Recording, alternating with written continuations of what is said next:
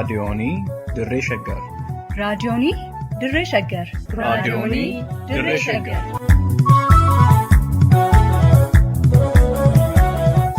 raadiyoonii Dirree Shaggar. raadiyooniin Dirree Shaggar torbanitti guyyoota sadii wiixataa roobii fi jimaataa galgala sa'aatii tokkorraa eegalee hamma sa'aatii tokkoo fi walakkaatti dambalii gabaabaa meetir baandii 19 kiiloo heerzii 17,575 irratti qophii dabarsuu amma jalqaba. raadiyoonii Dirree Shaggar.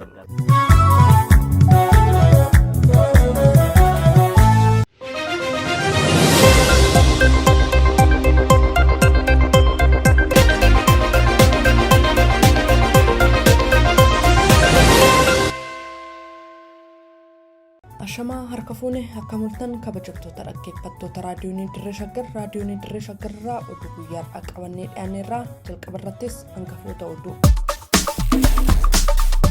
Waraanni mootummaa aanaa toletti qe'ee ayyaantuu ibiddaa mancaase.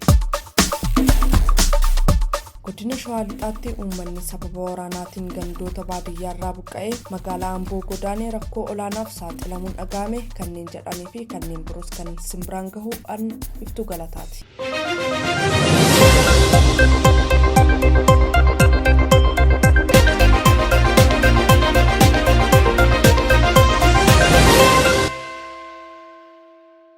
Waraanni mootummaa godina Shawaa Kibba Lixaa aanaa toletti ergama caasaa mootummaa aanaa Qarsaa Maallimaa fudhachuun bobba'ee qe'ee ayyaantuu obbo Nagaasaa Caalaa jedhamanii ibiddaan mancaasuun himame. Maddeen raadiyoonii Dirree Shaggar bakkasii akka jedhanitti torban darbe keessa milishoonnii fi waraanni mootummaa ajaja kaabinoota mootummaa aanaa Qarsaa Maallimaatiin aanaa tolee dhaquun qe'ee ulfoo obbo Nagaasaa Caalaa ibiddaan barbadeessanii deemaniiru. Obbo Nagaasaan hawaasa keessatti naamusaa fi rakkoo hawaasaa furuun beekamu kan jedhan maddi raadiyoonii Dirree Shaggar kun caasaan mootummaa aanaa Qarsaa Maallimaa garuu milishaa fi waraana raayyaa ittisa biyyaa itti erguun akka guban ajajuu himan. Maddi kun akka jedhanitti sababiin hammeenya kana irratti raawwataniif waraana bilisummaa Oromoo waliin hidhata qabdu jechuun yoo ta'u caasaan mootummaa waltajjii adda addaa wayita gaggeessaa turetti obbo Nagaasaa Caalaa akka irratti hirmaataniif rakkisaa turullee waltajjii qaamni mootummaa gaggeessu kamurratti argamuun fedhii isaanii hin turre. Yeroo hedduu qabata abaa'oo shanee balaaleffannaa jedhuun waltajjii mootummaan qopheessaa ture irratti argamanii akka hin beekne kan eeran maddi kun waraana bilisummaa Oromoo akka balaaleffatan wayita gaafatamanis fudhachuu akka didanii fi sababa kanaan caasaan mootummaa aanaa tolee fi Qarsaa Maallimaa ayyaantuu kana waraana bilisummaa Oromoo deeggara jechuun ija hin taaneen ilaalaa turuu himan. Hariiroon ayyaantuun kun waraana bilisummaa Oromoo waliin qaban tokkollee hin jiru kan jedhan maddi keenya waanuma waltajjii isaanii irratti argamuu didaniif qofa yeroo dheeraaf itti dhaadachaa turanii dheengadda qe'ee isaanii gubanii jedhan. Mana tokkoo fi qabeenya manicha keessa ture hedduutu manca'ees jedhaniiru. Waraanni mootummaa kun akkuma gara gandichaatti bobba'een uummata qe'eerraa ari'ee tarkaanfii kana fudhatee eega jedhanii booda obbo Nagaasaas ta'ee maatiin isaanii erga gaafa gochi kun raawwatetti gara qe'eetti hin deebinee jechuun rakkoo hammaataa keessatti akka argaman ibsan.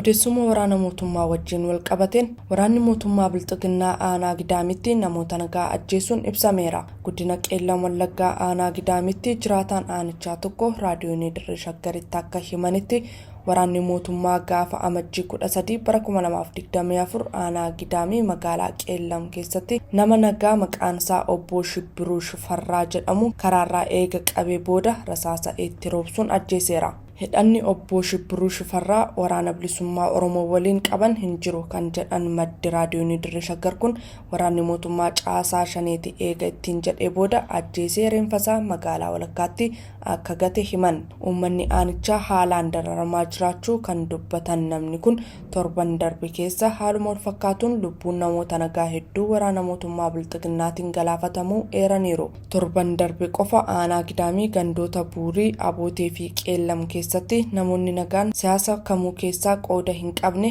5 ol ajjeefamuu ibsanii waraanni mootummaa kun waraana bilisummaa Oromoo guutummaa aanichaa keessa qawwee hidhatee isaan loluu dhiisee uummata nagaa qe'ee nagaan jiraatu ajjeesaa hidhaa gidirsaa manarratti gubaa fi qabeenya isaa saamuun dabeessummaa ta'uu ifoomsan.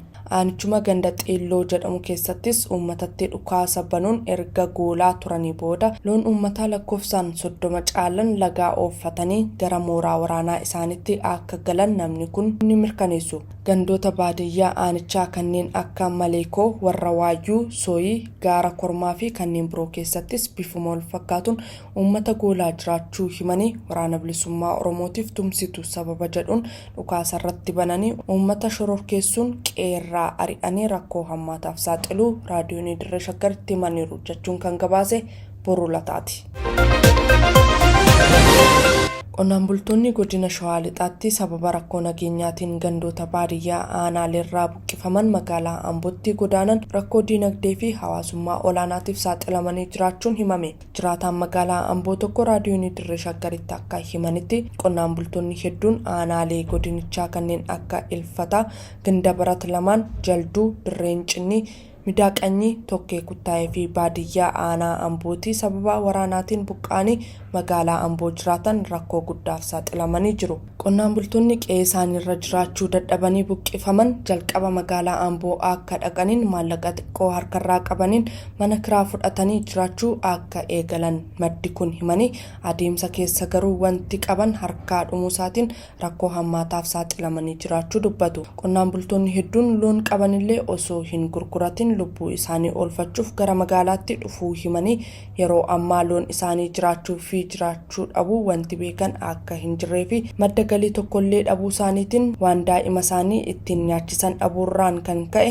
kanneen jireenya kadhaatiif saaxilamanillee akka jiran dubbatu. Kanumaanis ayyaana qillee waliin wal qabatee yuunivarsiitiin Amboo qofti yeroo tokko deeggarsa midhaan nyaataa fi zayitaa gochuu fi himanii uummanni akka hin gargaarreef sagaleen isaallee ukkaanfamee jiraachuu dubbatu. Uummata kutaalee Oromiyaa tokko tokkoof gargaarsi yeroo godhamu hinuma dhageenya kan jedhan namni kun uummanni kumootaan lakkaa'aman kan magaalaa Ambootti rakkachaa jiru gatamuun akka irra hin jiraanne hubachiisan.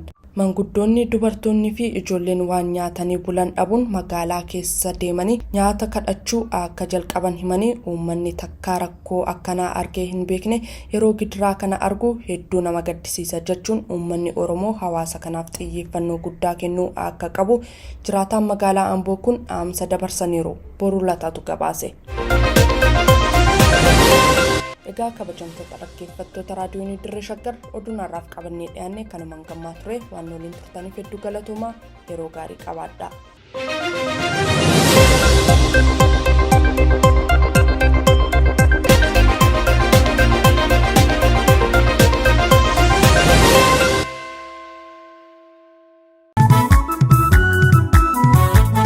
raadiyoon Dirree Shaggar.